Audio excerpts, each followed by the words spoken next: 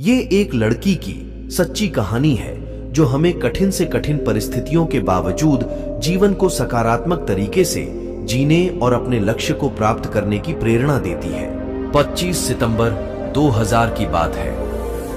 तब मैरिकेल एप्टन महज 11 साल की थी।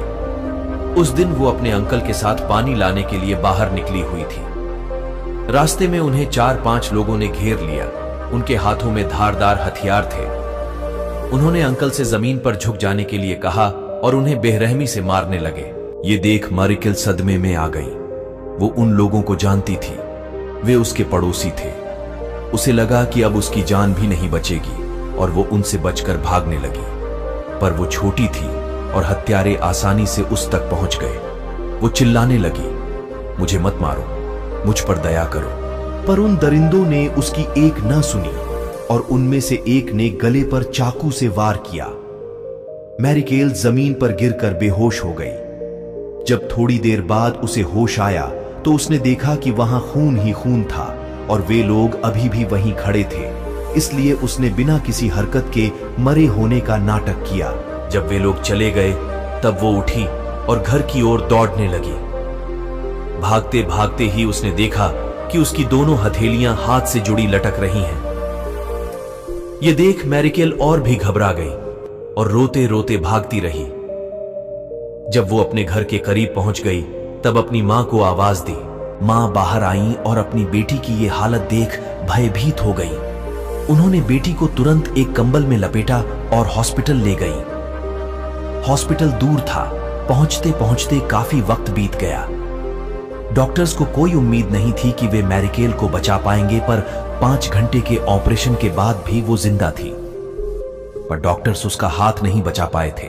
परेशानियां यहीं नहीं खत्म हुई। जब वे वापस गए तो उनका घर लूट कर जलाया जा चुका था।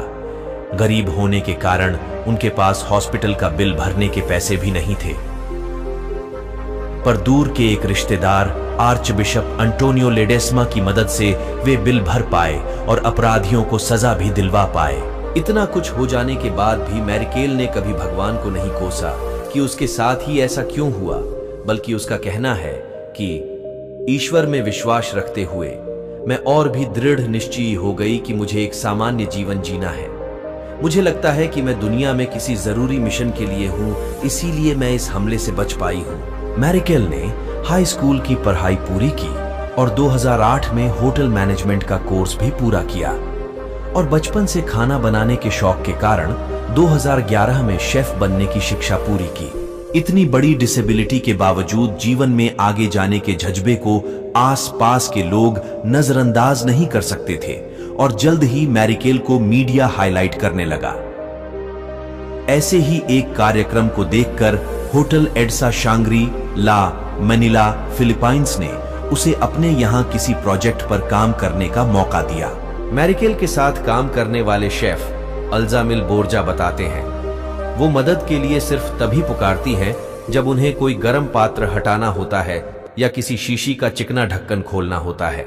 मैरिकेल आज भी उसी होटल में बतौर शेफ काम करती हैं और अपने जज्बे के दम पर लाखों करोड़ों लोगों को प्रेरित करती रहती है।